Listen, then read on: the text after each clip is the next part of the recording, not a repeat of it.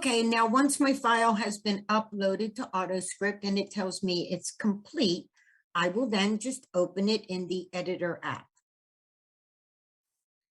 Open it, it will just update every time I open it. So now when it does, I will give it a job description, and for our purposes, I'm going to give it just today's date and a demo. Okay. Now it's downloading my ASR files. It asked me, do I want to include my own template? Because I'm exporting to CAT, I don't want to. I'm just going to say no. And now it has dumped. Here is my text. And if I wanted to, I would hit the audio button and it would play my audio for me. Everything is contained in one spot. I don't make any changes. Have to do nothing except export out CAT system export. It's one click. I will export out. It's going to ask me for a name. I'm just going to give it the file that it's 092022 PAF demo.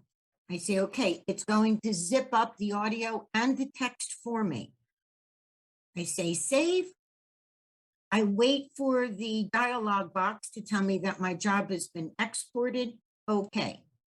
I will now then go into my desktop, into my CAT folder, and I'm just going to extract the files so that they're separate. And I have an RTF file and I have an audio file, which is what I need.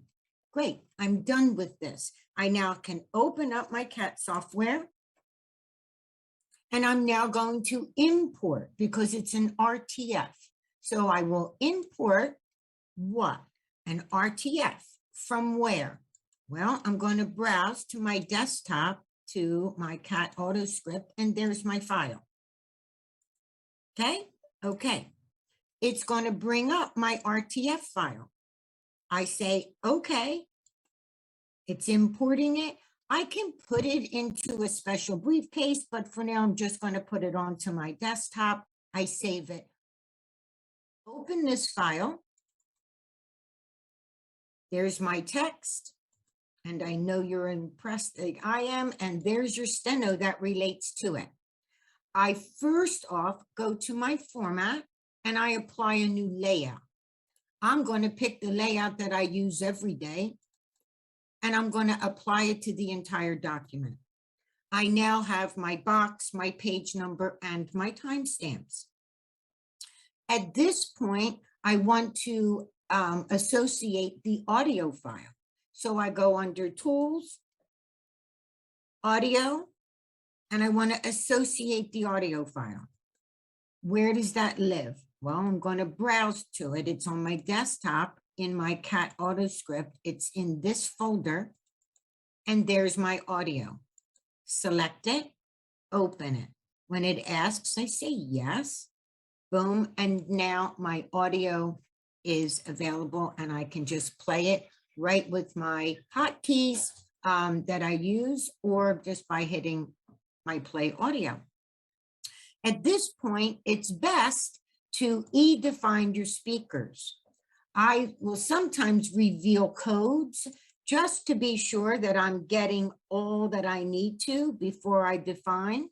So I would just hit Control E. I want the colloquy speaker A to be colloquy the reporter. I type in what I want. I'm in define. So this way my speakers are all defined. Same thing with speaker B is Mr. Silvers. I would define that. This is F4C, Mr. Silvers. And I'm defining, so I have English defined. And now that's done. If I do find steno, believe it or not, I can highlight and I can change. I can define and I can even define in my transcript. So once I get through identifying all my speakers, and I now know that we are going on the record. Good morning, James. Nice to see you. F4L by Mr. Silvers. I will now take the Mr. Silvers that I've defined, and I'm going to make him, oh, I just want to make sure that I have my format, right? I'm going to change him now to F4Q. And now it's a question, and I'm going to do the same thing with speaker E. I'm going to define that as my F4A, enter, and now I have a fully formatted transcript that I can go through that contains my audio. When I'm done editing, I will just right-click, save and close. My file is there, everything that goes with it. I can right-click, back it up, or I can export to ASCII.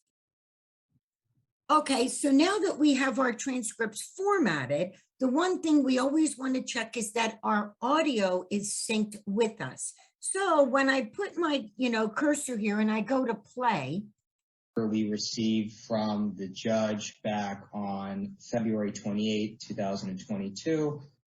I noticed that I'm about maybe 6 or 7 seconds off from where my cursor is. So I just go to Tools, Audio, Easy Sync. And I say that my audio is playing a little bit earlier. I have found that if I move it by about 7 seconds, it's usually spot on. So, and you can adjust it. But just remember, if you want to change it again to 8, always reset and then put 8. Don't add additional, because it'll add an additional 8. And I'll show you what I mean. So I say, okay, now when I hit play, our motion to compel certified answers to deposition questions.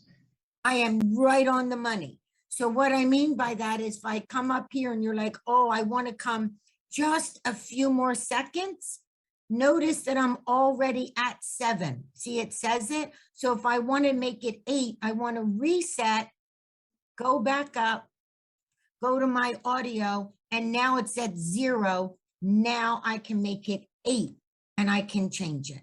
So you don't always want to reset it first. And if I hit play, certified answers to deposition questions. So today's deposition should be pretty short. It's basically to go over some of the questionings and any follow-ups I have from those questions to which we got certifications that. So now my audio is completely synced along with my text, and I can continue editing.